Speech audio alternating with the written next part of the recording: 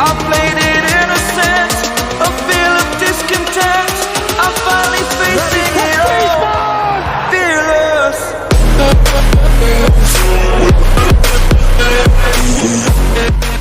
Hello, guys. Long time no see. Well, technically not no see because you guys aren't seeing my face, but long time no speak at the bare minimum.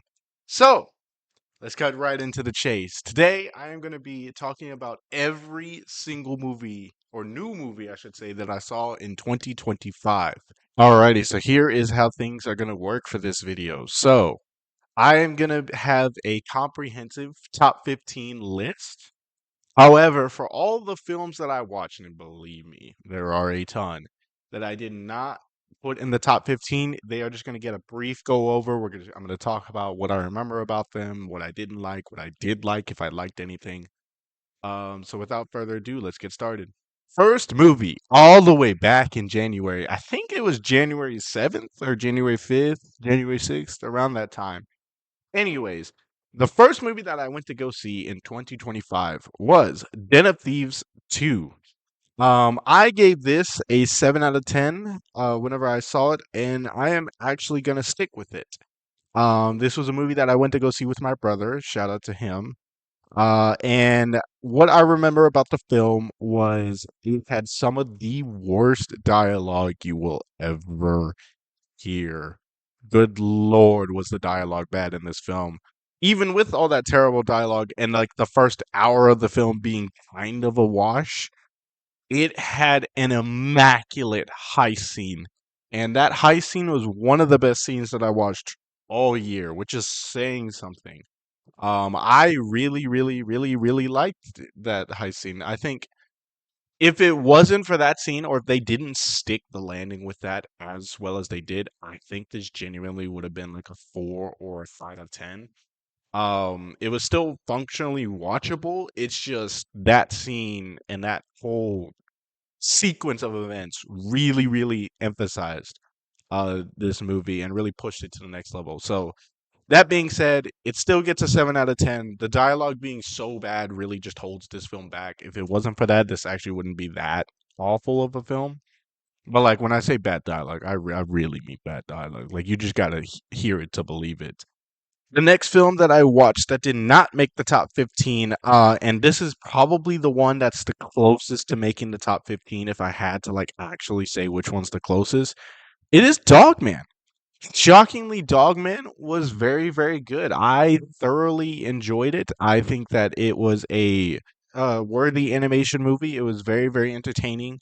It was very, very funny. I can confirm that the box of bees, where it's just a bunch of the letter B falling out, definitely got me in theaters. That shouldn't have got me as well. But it was also very, heartily made. Like there was a lot of themes that it touched upon that I wasn't really expecting going into it. Shout out Pete Davidson acting as Petey. He did a fantastic job. The only reason this isn't gonna make the top 15 is because it's not Captain Underpants 2.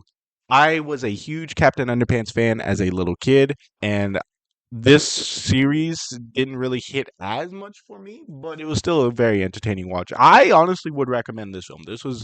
This originally got a 7.5 out of 10. I think I'm gonna bump this up to about an 8 or an 8.5 out of 10. It's in that range. It was a fun film. Like I mean, especially looking back at all the films that I watched this year, this was a very worthy entry into the movie's watch list. Going along really quickly with this next one, Captain America: Brave New World is going to get a 6.5 out of 10. Really, the only part that I really enjoyed was Harrison Ford, and specifically Red Hulk. The Red Hulk fight scene was amazing. Apart from that, really forgettable film. I'm going to be completely honest with you. I didn't really enjoy it too much. So just a quick 6.5 out of 10. The next movie up on the list is the Minecraft movie. I don't think this is an objectively good film. But that being said, I went to go watch it with a bunch of my friends, and it was a blast of a time. All the memes were absolutely hilarious to watch in the cinema, and it was just a jolly good time. And also shout out Jason Momoa and Jack Black for not just completely phoning it in. I thought they were going to give crap performances. everyone at least, somewhat functionally tried. But yeah, it wasn't really a good film. It was just really, really there for the meme. It's gonna be this generation's Rocky top horror film. There's like a film that's like a cult classic in the 80s, and you do a bunch of wacky stuff. So this is gonna be this generation's version of that. I am sure in like 20 years, but as an overall movie, wasn't really that great. All right, next up is Hurry Up Tomorrow. This is a film basically made for someone like me. Those who know me, I am a huge Weeknd fan. I absolutely love The Weeknd. He has been my number one artist for like the past 3, 4 years, and it hasn't really been particularly close. So this was a great film. To me, I can acknowledge that it's not a great film overall. I will say Jenna Ortega acted her ass off, and I know a lot of people clown on The Weeknd and his acting, and is it great all the time? No, but the scene that people clown on where he's like talking to her and telling her to Jenna Ortega's character to get out. I honestly thought that actually wasn't that bad acting. I've heard actual dudes talk exactly like that and act exactly like that in real life.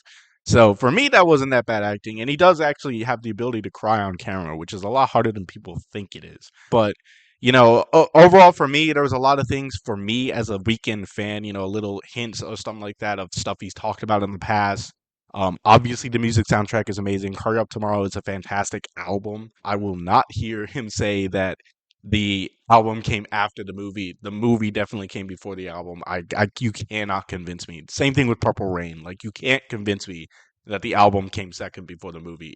But regardless of the fact, I actually enjoyed it. It's a solid 7 out of 10.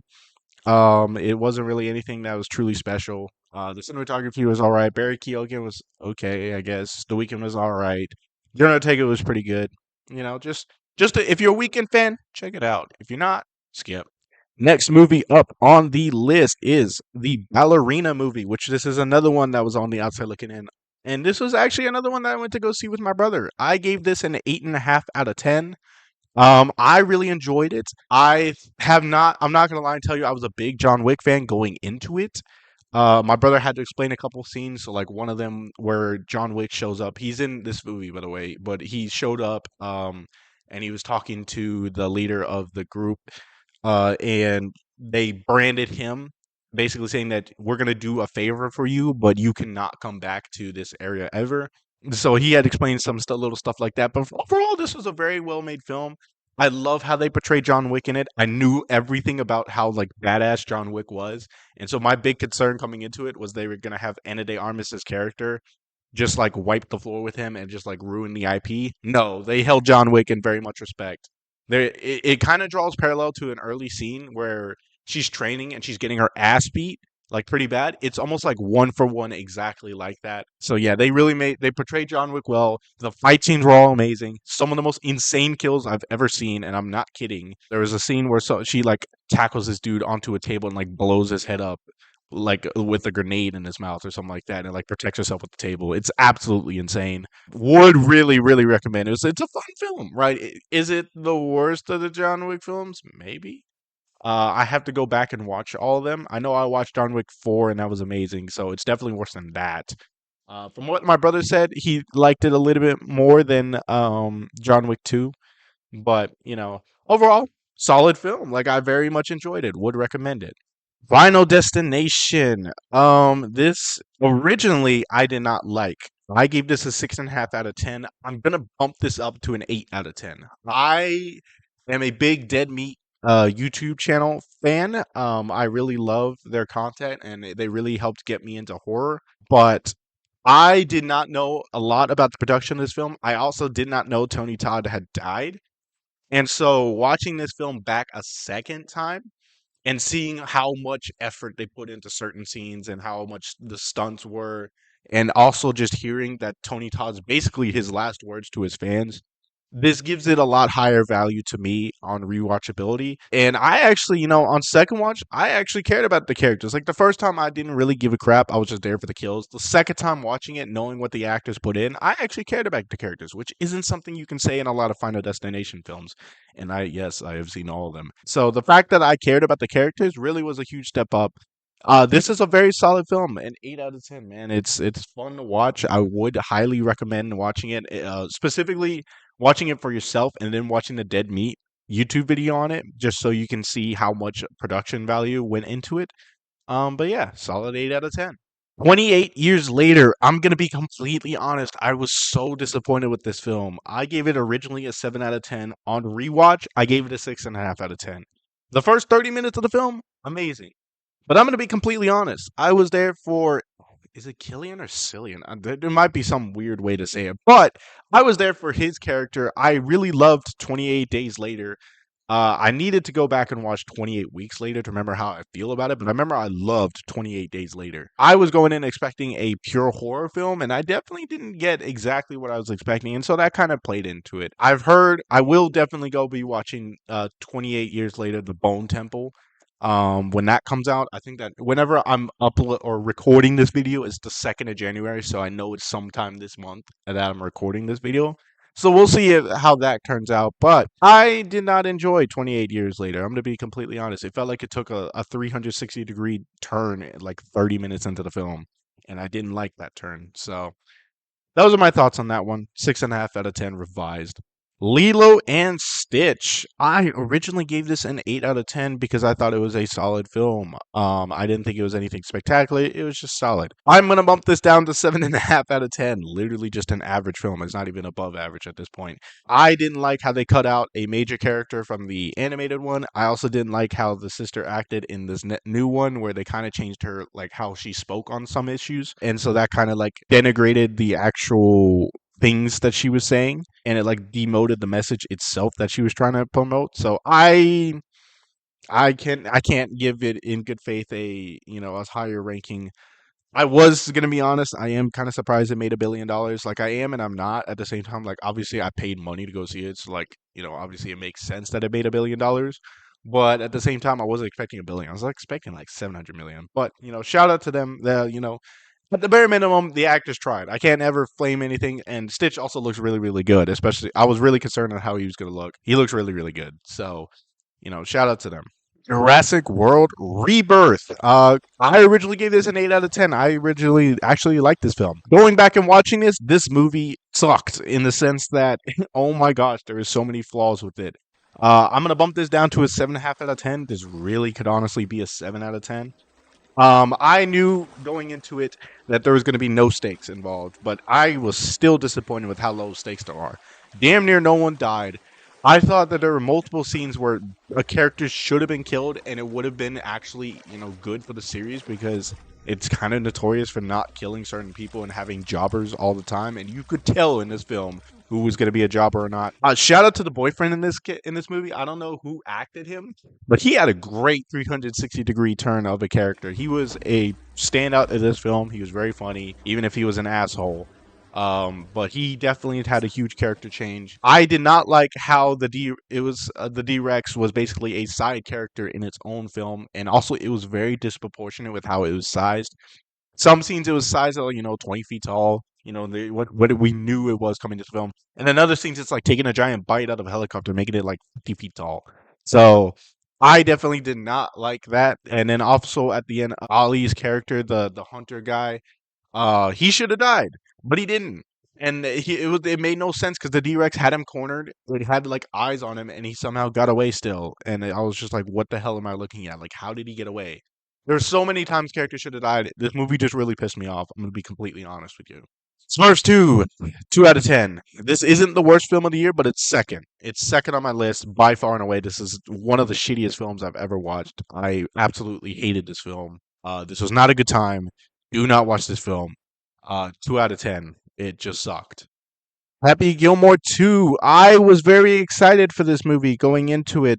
I'm going to be completely honest. I had a lot of expectations for it, and it mostly delivered for the most part. I gave it originally an 8.5 out of 10. I think I'm going to kind of bump it down to an 8 out of 10. I'm not so sure about that. It might keep the 8.5 out of 10. I don't know. I think I'll officially bump it down to an 8 out of 10. I really enjoyed the fact that they went back to this IP. I thought that there was still a story to tell with the first one. And I definitely needed to see Christopher McDonald and Adam Sandler reunite on the screen. They're both fantastic actors, regardless of what people say. And they always give it their all, like they never really phone it in on a role. So I really enjoyed both of Shooter McGavin and Happy Gilmore's character. I was shocked at the beginning scene of what they did with the characters, but I really enjoyed this film. I would recommend if you like Adam Sandler films, this is a great film, right? Like you get what came into expecting. Do y'all remember how I said Smurfs 2 was the second worst film I watched all year? By far and away, the number one worst film I watched the year was War of Worlds. Good golly, the line delivery in this film was some of the worst things I've ever seen. Speaking of delivery, it's basically an Amazon ad. This movie just sucked. The only saving grace for this film is it's one of those where it's so bad that if you watch with a bunch of friends knowing that this is going to be the crappiest film that you've ever watched, it might be good because you could have a good laugh with it.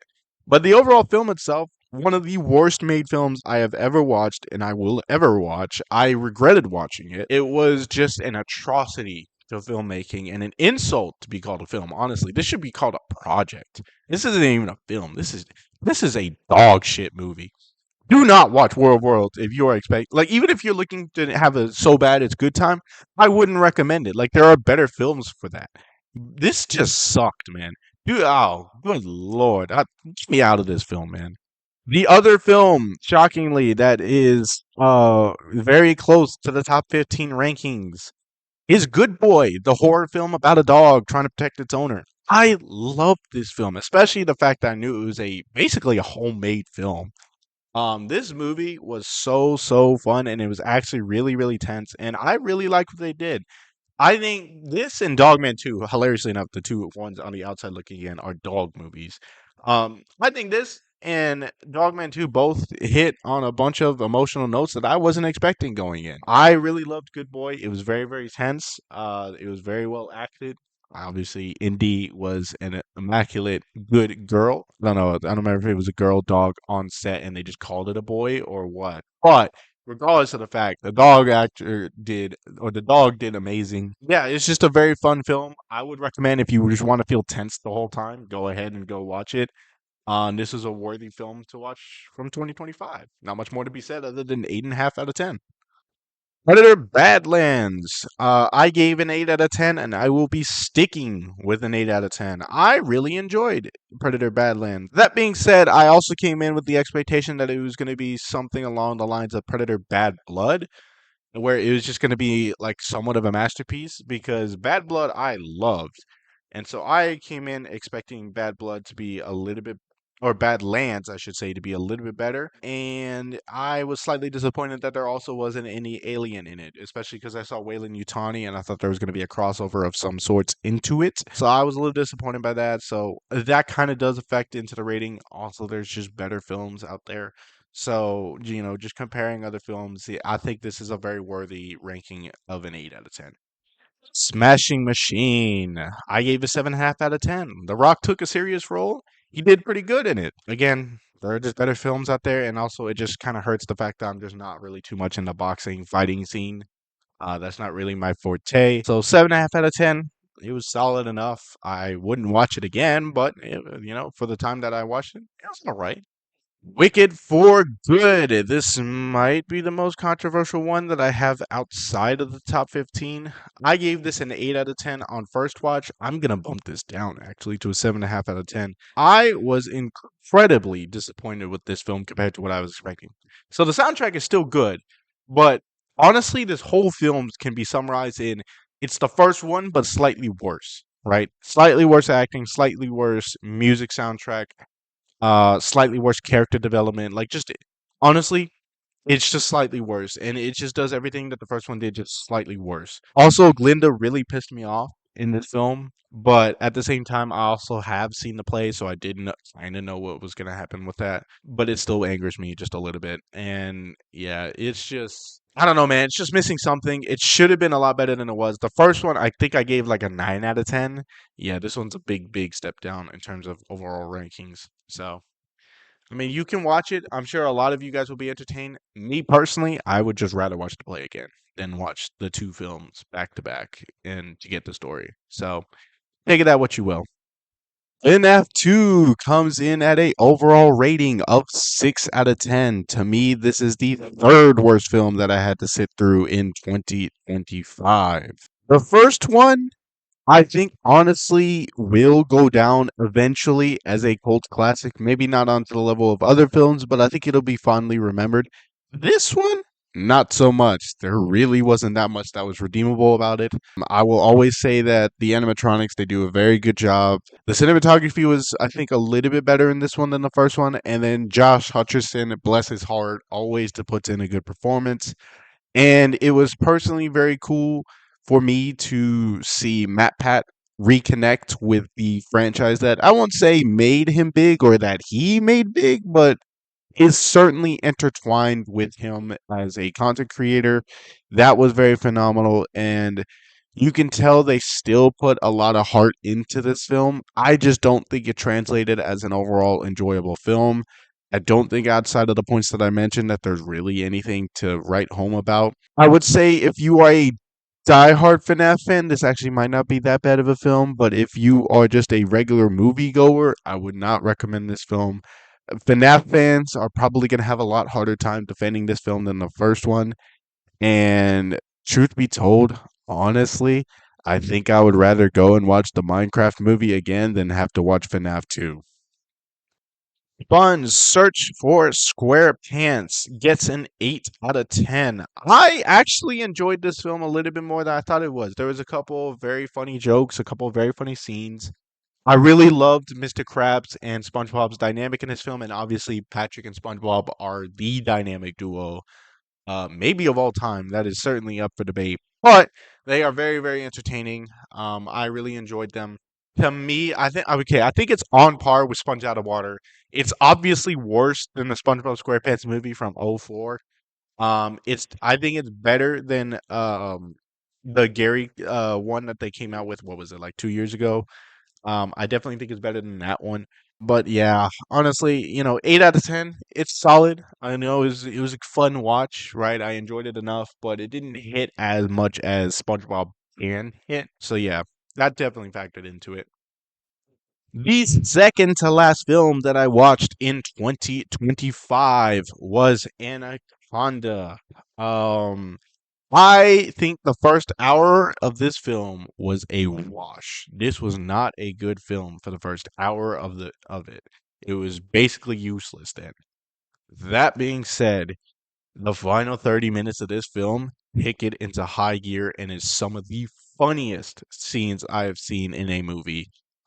It really felt like a 2000s movie. It felt like kind of Tropic Thunder, what the entirety of Tropic Thunder was for those final 30 minutes. And I just wish they kind of been able to incorporate that into the first hour of the film.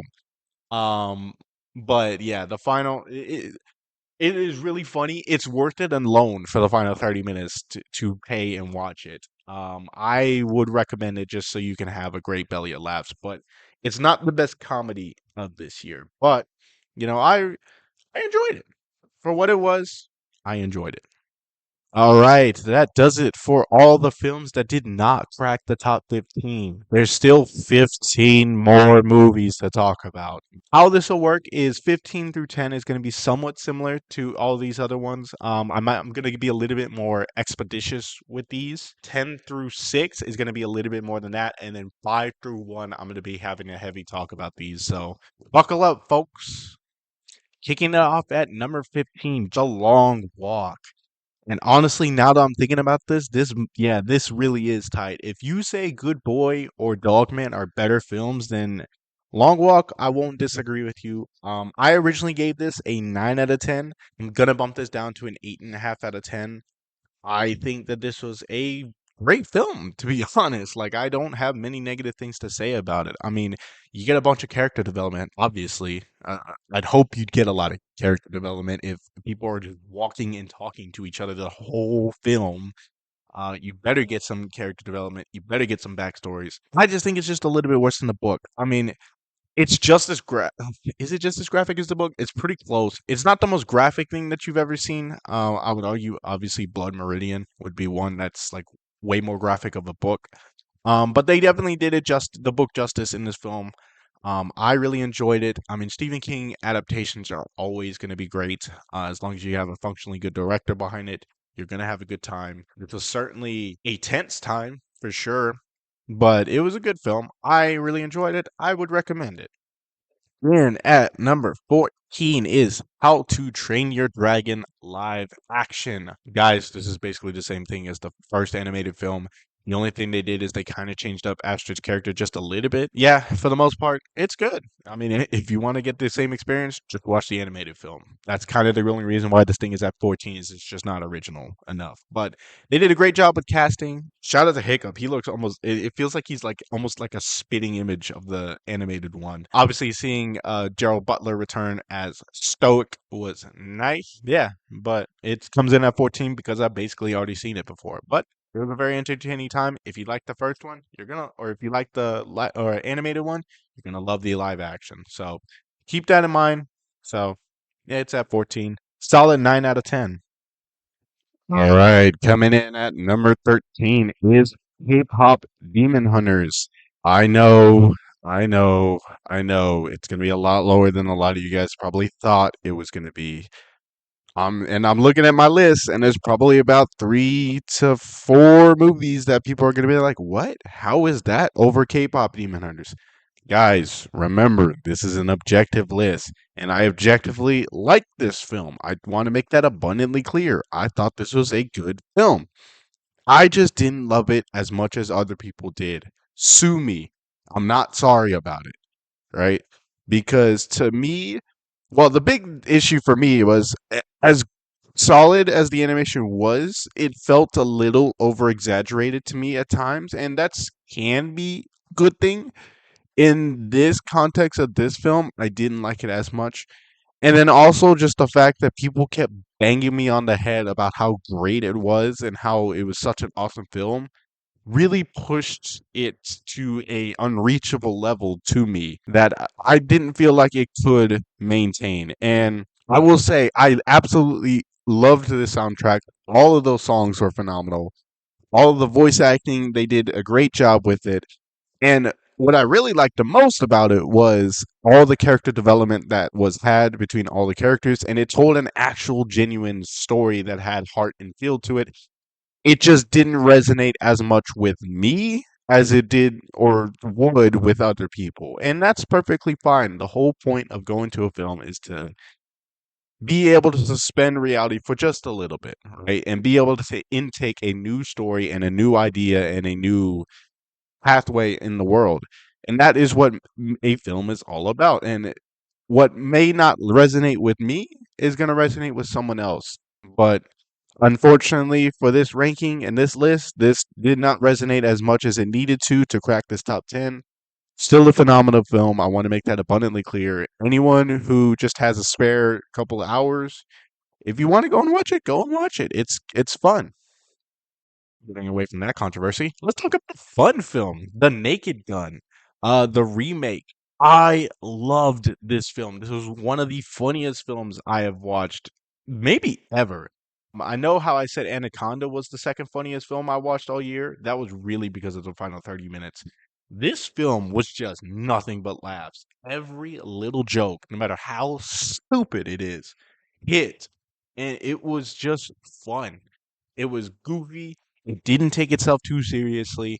Liam Nielsen as as the titular character or as the main character was so funny because he's known for being such a serious actor and having serious line deliveries. So this is basically like if you remember the scene in Ted, I think it was either Ted, it was Ted or Ted 2. It might have been Ted 2 because he was already at the grocery store. But where he interacts with Liam Nielsen about the tricks and about are these for kids? He's like, I won't forget what you've done for me. It's basically that scene is this whole film. It's just a barrel of laughs. The scene where the spy is like searching in on the house in infrared killed me every single time. It's so funny. I would highly recommend this. It's just a good time. Like there's nothing more. It's just a pure comedy.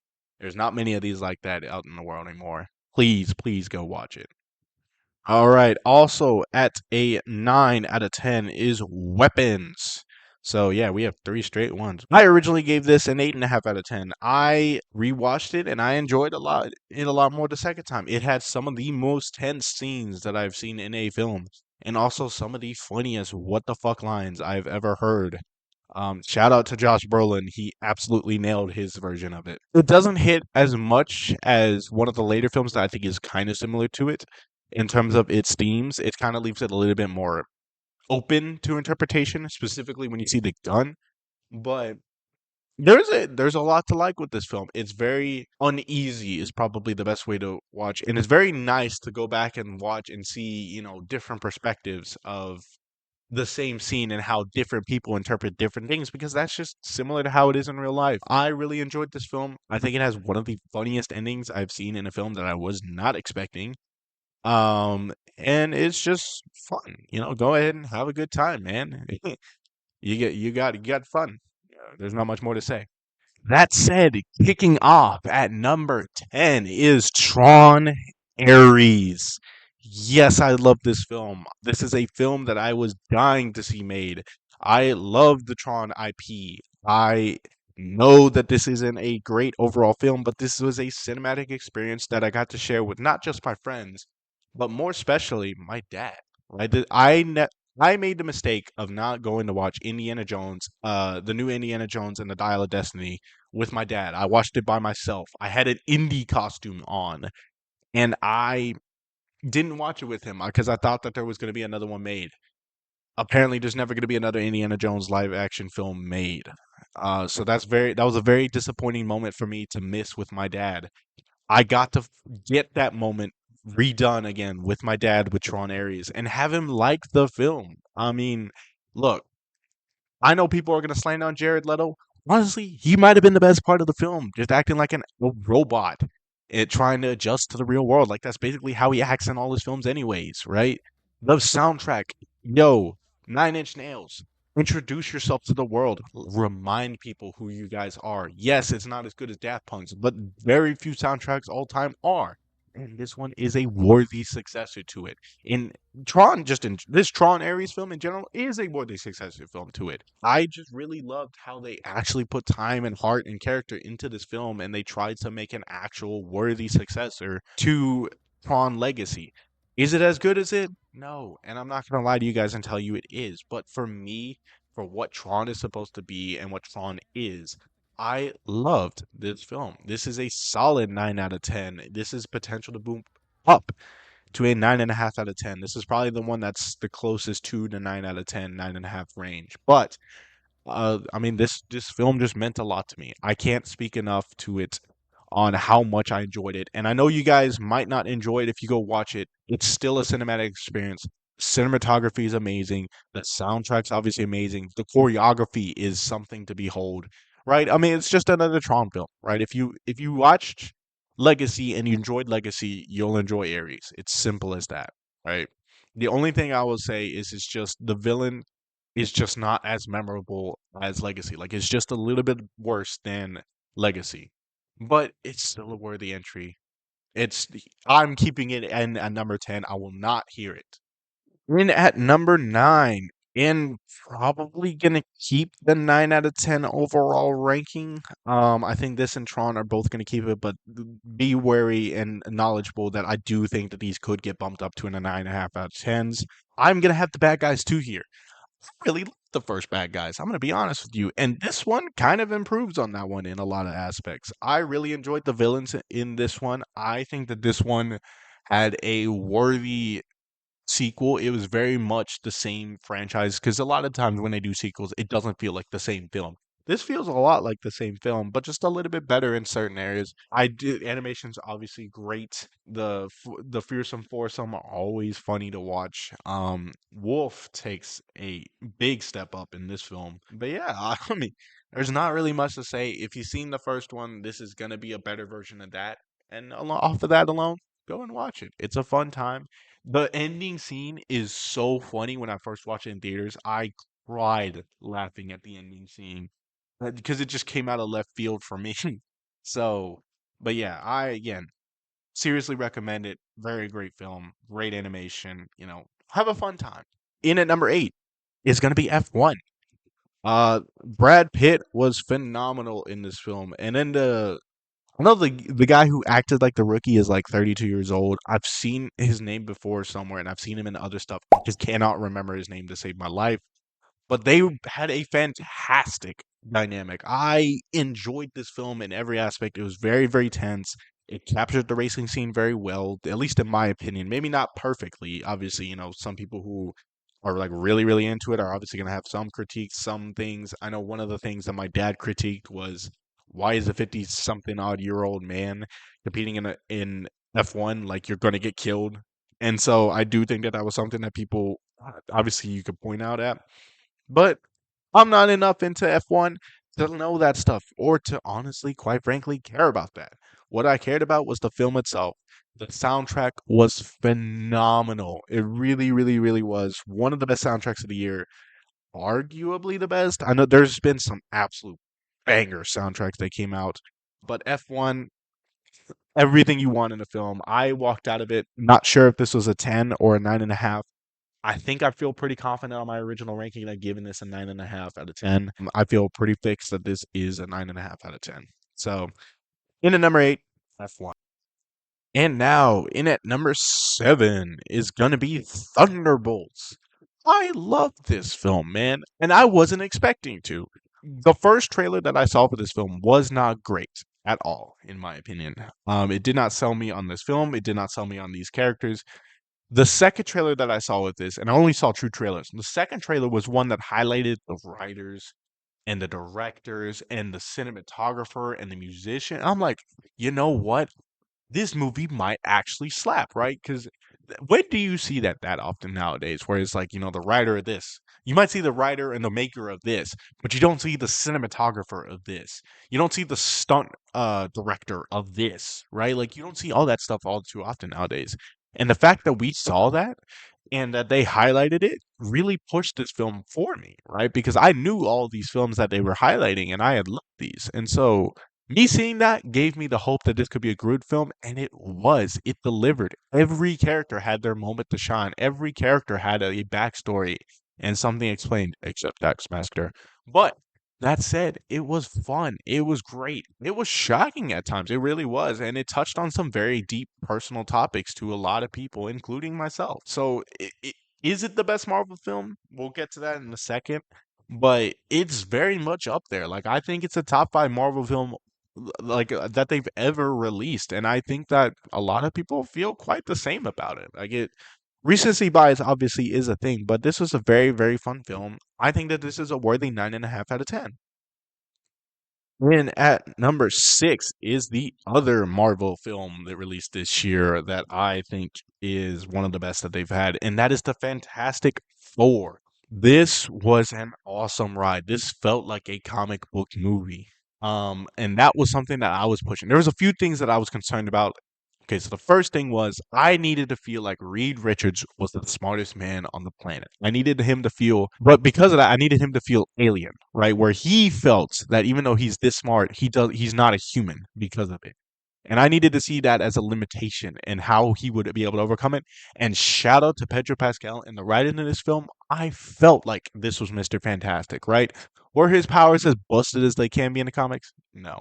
But that being said, it was still a fun time. You got to feel Mr. Fantastic was Mr. Fantastic, right? Reed Richards was the smartest man on the planet. The second thing I needed to see, knowing that Silver Surfer was in this film, I needed to see Silver Surfer be displayed as speed personified. This is supposed to be like the second fastest character in all of comics besides the Flash, and it's supposed to be a debate, right? It's supposed to be close enough that it can actually be debated. And they showed it. I needed to see it. They showed it. Right? And we got a little bit more. Shout out to Julie Garner for putting out 2 fantastic films this year in Weapons and Fantastic Four. Like you knocked it out of the park, girl. Good job. Right?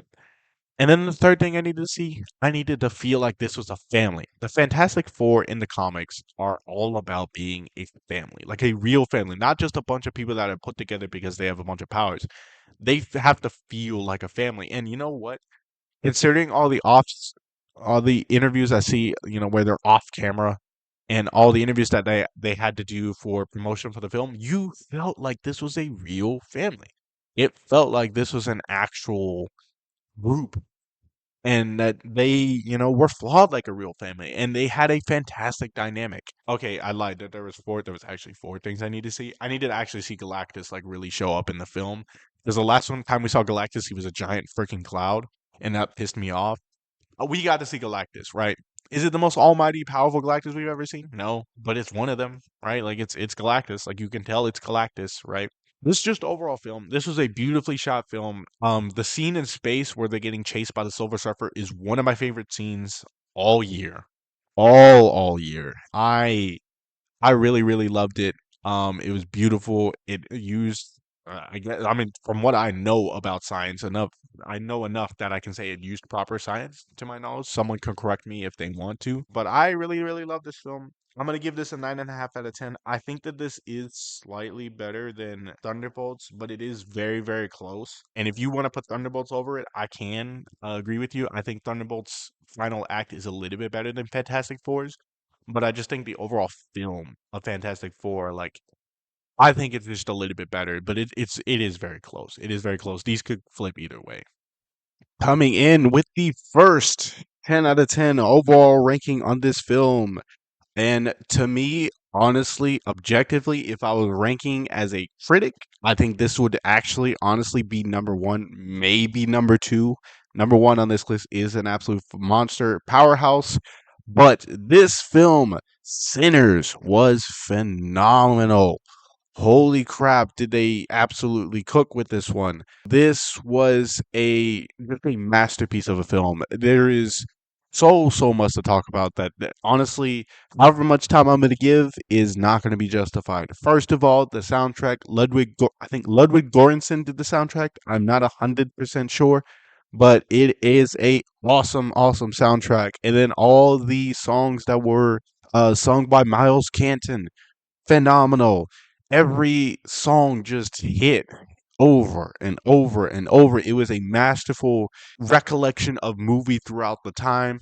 Just really made the film better. And like that's one of the music is one of the core things of this film, right? So for those of you who don't know or who haven't watched this movie for some reason, the whole premise of this film is that music can transcend eras, and certain artists and musicians can help to bridge the gaps, and that there are certain beings who will want to feed off of that bridge and want to feed off of that connection, right?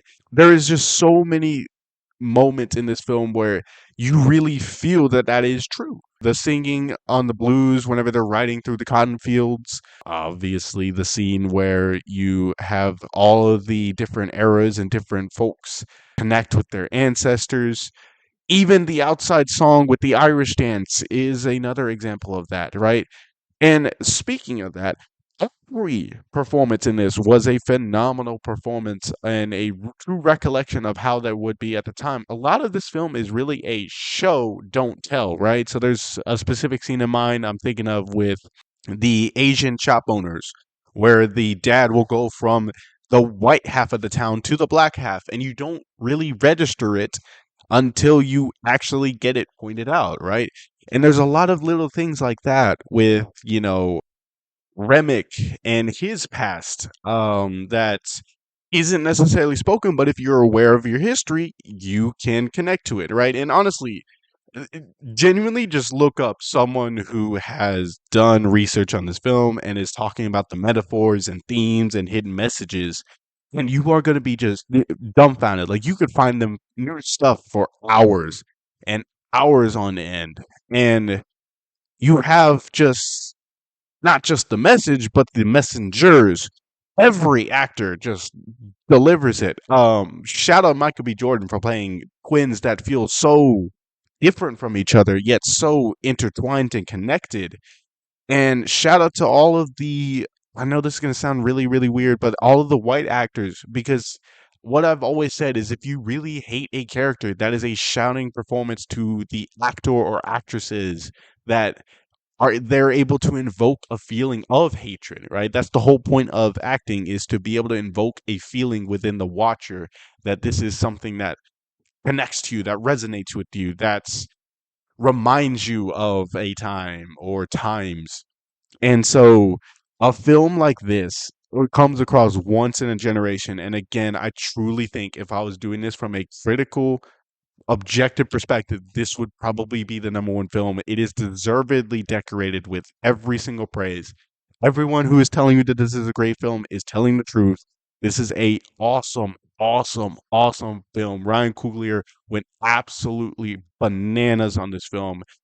Unfortunately, this is an objective list, but honestly, any number or any film from this point on has an argument to be number one. Man, coming in at the number 4 slot, I have Superman. I can tell you that this was one of my most anticipated and also simultaneously one of my most dreaded films. And the reason for that is that if this film fails in its objective, then the whole DCU at that point would also fail. And I can confidently say that this film is a resounding success. This is a 10 out of 10 film as well. Just a little bit about it. I really loved what felt like the three main characters in the whole film in Superman, Lex Luthor, and Mr. Terrific. And so, shout out to David Corin Sweat and Nicholas Hoult and Eddie Gathegi. They all did a fantastic job of bringing their characters to life. I think Nicholas Hoult might have put in one of the best performances of the year. Lex Luthor is always a very difficult person to get because he is inherently petty, but at the same time, he's also very, very coherent. And so it's very cathartic to me to be able to see a Lex Luthor that I can say this feels like Lex Luthor, right? And just the whole point of James Gunn, I knew this film wasn't going to be bad, because he just hasn't really directed a bad film.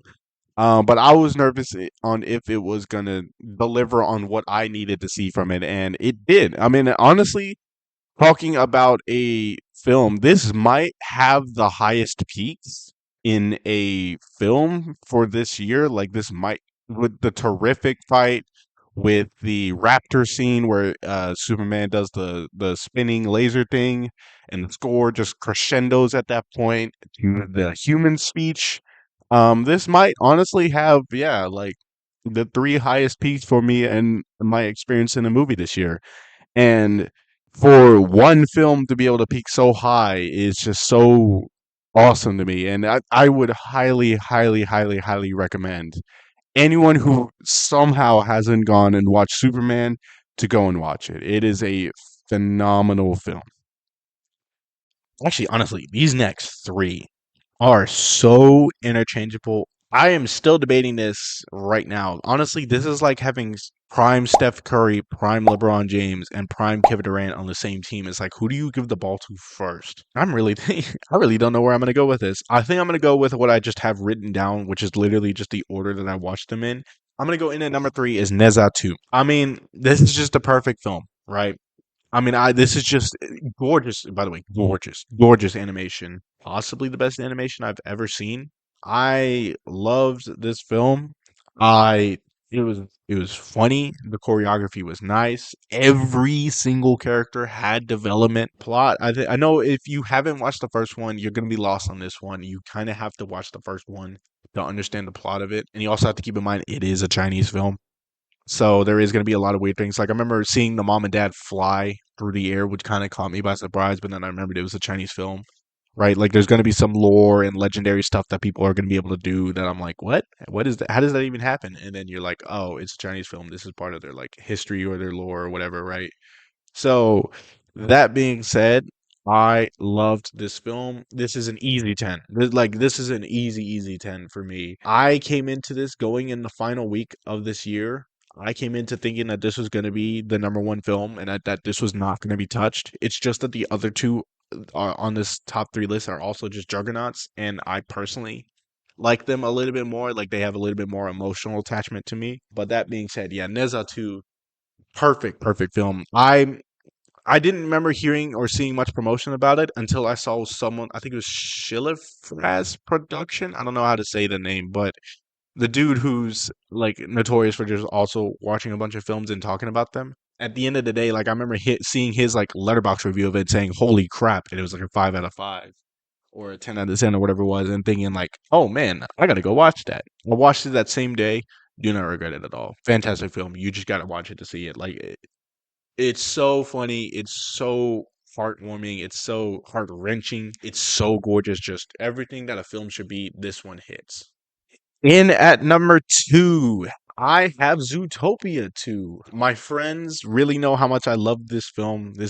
I mean, here's a little backstory with it. Zootopia 1, I remember watching in theaters and loving it, but as the years went on, this kind of sort of became my comfort film. And so I really, really loved the first one. And so I was kind of tense going into the second one that it was going to be good or that it was going to uphold the how great the first one was. It did a phenomenal job, and honestly, it might be better than the first one, which is saying something because the first one is a gem of gems. Is one of the best films of all time. Yeah, I mean, well, okay, one of the best Disney animated films of all time. Let me correct myself. There's so many films that like I just can't possibly justify it. But this Zootopia 2 was great. I have the only complaint I have in it, honestly, is just the fact that Nick gets railroaded the whole film. Like it feels like he kind of gets done dirty so many times that it just kind of feels disrespectful. But honestly, this movie is so great. Everyone that I've taken to see it said that it was a good time and that they enjoyed it, right? And that's all I can hope for in a film that I love this much is that other people can enjoy it at least a little bit. But just, going into it, man, like what I really think, well, besides the confession scene where they're on the cliffside, right? And this is kind of a minor spoiler if you haven't seen Zootopia 2 for some reason already. But whenever they have their breakup of their partnership, honestly, both sides of their statements are correct, right? Like Nick's side of the world being what it is, and that it sometimes it just doesn't make a difference, and Judy's side of you can make the difference, like it's all it takes is one person. But then Nick's also saying like it's not worth dying for. Like they're both right, and that's what I love about something like this, where you tackle serious topics, right? Like this one tackles colonialism. The first one tackles racism, right? Like these are topics that need to be brought up and need to be shown multiple perspectives, or at least in some of these instances, like the racism and colonialism, the right perspective of why this is wrong, what to do with this, and how to move forward from potentially biased or blind ways, right? And so having them have a real honest argument where you could genuinely take both sides. Like I know I personally take Nick's side. In that, something like this isn't worth dying for, and that sometimes what you do isn't going to make a change in the world, right? The world is what it is. Like that is the truth. It is what it is. Sometimes what you do isn't going to matter to everyone, right? It isn't going to change every single life. But Judy is also right in her argument that you gotta actually try, right? Because if you don't know until you try, right? It might not matter to you, but it matters to them. And again, like that, just having something where you can look at a film and say, this is right. No, this is right. Is something that I loved in something as foolish as this, right? And again, this isn't even taking into consideration, the score. I do think the first one does have a better score.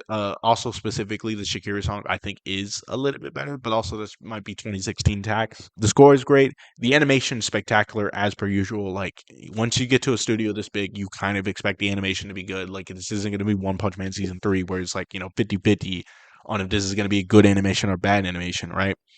But the characters all get their time to shine. They all get development. I feel like a record player just repeating the same record over and over again. But I love this film. I really, really, really do love this film. And I was debating the longest time between this, Neza 2, and then number one. And in at number one, and also hilariously enough, the last film that I watched in 2025. It actually released in 2024 technically, but it just now became possible for me to watch it without pirating it. Flow. This was a perfect film. I cannot comprehend how you can tell such a magnificent story without a single line of dialogue and with a bunch of animals, right? Like, and every single animal doesn't. Sometimes when you see films where it's just animals, it's basically humans that just happen to take stance in animal form, right? That being said, the fact is, all of these animals they are act like animals. Like this is very much an animal film. And it doesn't stray from that at any point. And it's just a magnificent film that you could watch once, watch 1,000 times, and still get the same wonder and enjoyment that you got from the first viewing, right? And it is a perfect film. This is also a 10 out of 10. I think that this is the number one spot. I was very unsure about it. Now that I'm actually putting it in the number one spot, I feel very sure that this is number one. This is the best film from all of the films that I've watched. And after an hour of talking all these films, I feel very confident in this pick at number one. Like, you have to watch it. It's so gorgeous with the animation. You do notice the soundtrack for sure, and all of the characters just feel something special about this film. And it's so hard to put into words how great this film was, because I remember seeing it win the Oscar over Wild Robot and being just stunned that anything could beat this movie. I see exactly why this movie won it over Wild Robot, and honestly, as much as I love the Wild Robot, I kind of have to agree. Wild Robot is a 10 out of 10. This is also a 10 out of 10. I just think it's slightly better. And this is one of my favorite films of all time. I think I can confidently say that I could put this in the top 10 films I've ever watched and not feel completely stupid with it. Now, obviously, there's a bunch of films that would make that list, but like this one, I feel very confident that I could put this one in, and like if you watch this film, you could agree with it. Like there is an avenue of agreements for this film. So Flow is gonna take the number one spot. I feel pretty safe about that. If you have made it to the end of this, I really appreciate you listening. If you have any of your own personal thoughts, or if there's any movie that I missed in the rankings, or that you feel like, oh, this is too high, or oh, this is too low, or why did you put it like this? I mean, put it in the comments, man. I mean, I will respond to every other comment. It's not like I have much else to do with YouTube. So, with that being said, I thank you so much for listening. Hopefully, you guys have a wonderful rest of your 2026, because again, I'm recording this on January 2nd, 2026. Hopefully, the rest of your year goes phenomenal. Hopefully, 2026 has some great films as well. And I will see you guys next time. Peace.